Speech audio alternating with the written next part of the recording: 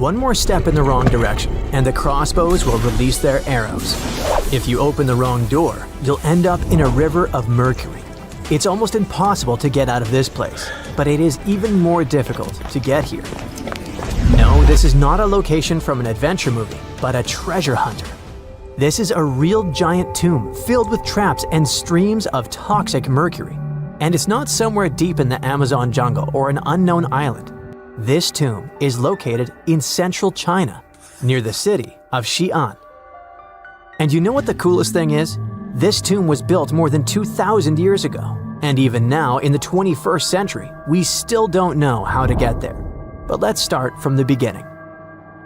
Many of you have probably heard of terracotta statues. Thousands of clay sculptures of people. Those statues were first found in 1974, when a group of peasants were digging decks near Xi'an. They found a detailed human-sized figure, and that was 1 out of 1,000. Each figure was made as realistic as possible. Each of them was unique and had its distinctive details. More than 50 years have passed, and scientists are still digging up these sculptures. The number has already exceeded 8,000. But what are they doing there? What is their purpose? Terracotta sculptures are kinda guarding the tomb of Emperor Qin Shi Huang. He was such an influential man in China that he wasn't just buried in a tomb. His servants created a giant coffin complex the size of a small town. So, if thousands of clay guards symbolically protect this place, it's difficult to imagine what's in the center of this ancient, gigantic tomb. But first, let's find out who Qin Shi Huang was, and then move on to the dangerous traps. He was the first son of the ruler of the kingdom of Qin. It was one of the 6 kingdoms that existed on the territory of modern China. In 2059 BCE, when Qin Shi Huang was born, those 6 kingdoms were independent and separated from one another. Moreover, there was a strong conflict between them that lasted for more than 200 years. But Qin Shi Huang turned out to be the man who managed to conquer and unite all these kingdoms. He became more than just a king. He became the first emperor of China. But how did he complete a seemingly impossible task? Natural disasters, clever strategy, tactics, and skills helped him to conquer the 6 kingdoms. Scientists are still arguing about some of the details of how this happened. All that can be said is that Qin Shi Huang was a very wise and intelligent emperor. So it's not surprising that his burial turned out to be so huge. He was buried in the largest and most luxurious funeral complex in the history of China. The area the size of a small city contains many underground caves filled with things an emperor could need in the afterlife. In ancient China, as well as in ancient Egypt, people believed that when an emperor went to the other world, he could take with him those things that were buried with him.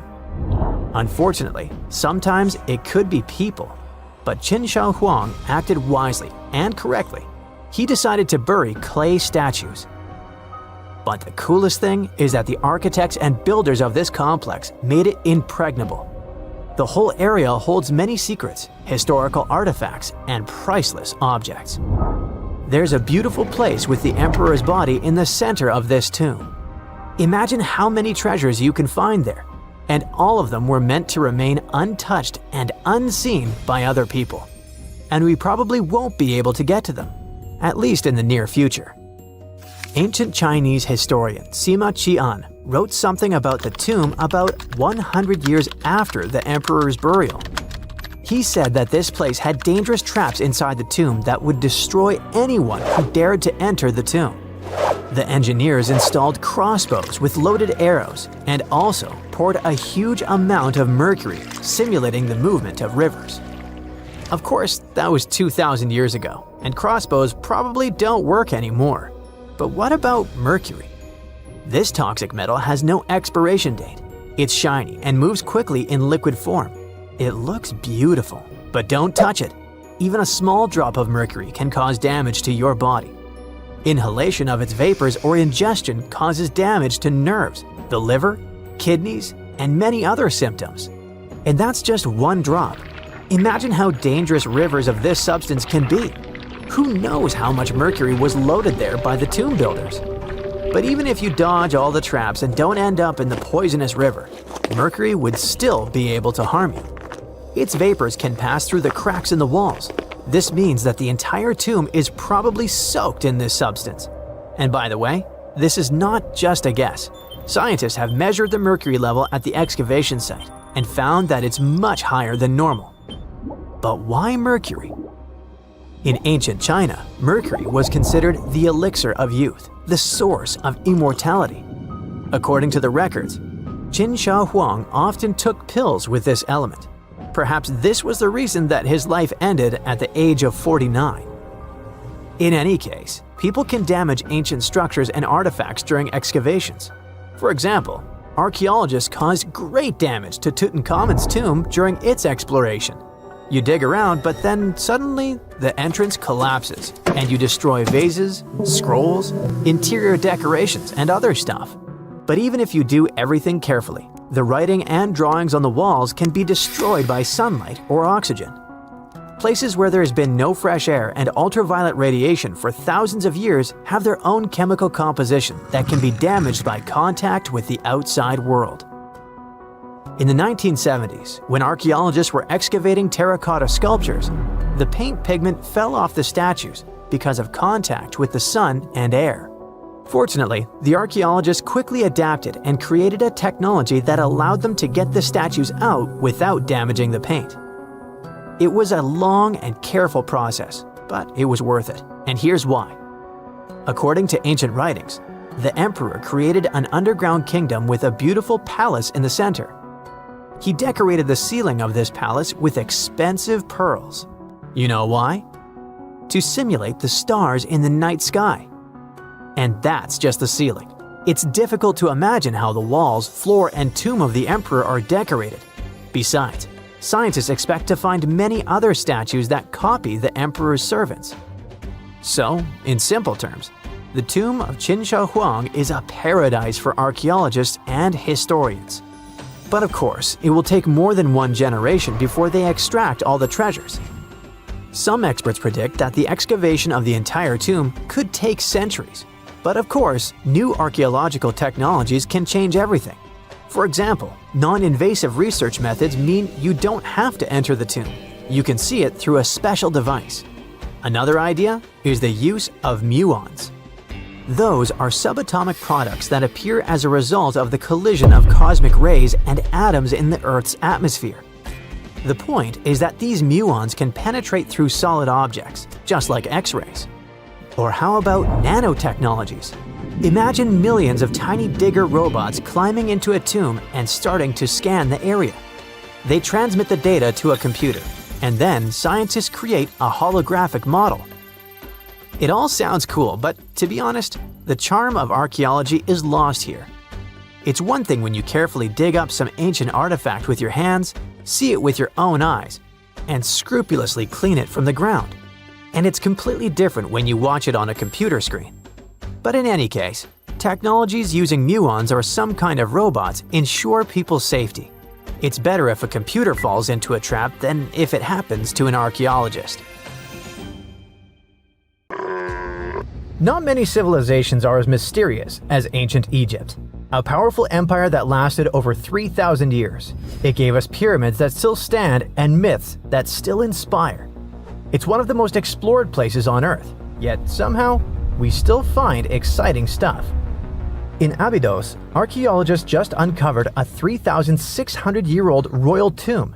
It's huge! It has golden hieroglyphs of deities covering the entrance, but the pharaoh's name? It's not there. It's missing. Who was this ruler, and what new chapter could this open in Egypt's story? If there's one place in Egypt where the line between life and demise feels thinner, it's Abydos. To the ancient Egyptians, this was sacred ground. They believed it was the burial place of Osiris, the god who literally passed away, had his remains separated, and came back to life to rule the underworld. Because of that, Abydos became Egypt's spiritual gathering place. Pharaohs built amazing temples here, like the Temple of Seti, famous for its King's List, a wall that has the names of 76 pharaohs carved in it. Pilgrims came from across Egypt, leaving offerings and participating in Osiris festivals, where his demise and rebirth were ritually reenacted. It wasn't just symbolic worship, it was Egypt's version of Comic-Con. But instead of cosplaying superheroes, people reenacted gods coming back to life. Obviously, pharaohs competed to be buried as close to Osiris as possible. Abydos became part cemetery, part holy city, part afterlife insurance policy. Fast forward thousands of years, and we still uncover remarkable stuff around Abydos. That's the case with the recently discovered tomb. In early 2025, a joint team of researchers from the US and Egypt decided to dig beneath a rocky rise ominously called Anubis Mountain. You remember Anubis, the jackal-headed deity who guarded cemeteries. The uncovered royal burial was hidden 23 feet below the surface. Sadly, even though it eluded archaeologists for so long, robbers had already taken away with treasures ages ago. They could definitely tell this was a tomb of someone super important. Similar to how you can walk around a mansion with no furniture but still deduce that someone rich must have lived there. The chamber had mud brick vaults rising over 16 feet. That's taller than a female giraffe standing upright. For something built 36 centuries ago, it still felt enormous. However, when you remember that Egyptians were masters of architecture, nothing seems surprising. So no treasures, no golden mask, and sadly, no name. The cartouche that should have spelled the king's identity was unreadable. Egyptian tombs usually bragged about who was inside. In ancient Egypt, a cartouche was basically a big oval name tag for kings wrapped in hieroglyphs. Think of them as VIP passes that worked in both this life and the next. Without it, your soul couldn't check into the afterlife hotel. That's because to the Egyptians, your name, your ren, wasn't just so your teacher could distinguish you from kids with the same haircut. It was a core part of who you were. As long as your ren survived, so did you. To have your name forgotten was considered a fate worse than passing away. A soul cannot journey without a name. That's why you'd see cartouches all over the place, on temples, obelisks, jewelry, statues, and tomb walls. It wasn't there just for the marketing. It kept the pharaoh's presence front and center everywhere you looked. Imagine building a massive tomb only for 3,600 years later to walk in and go, who is this guy again?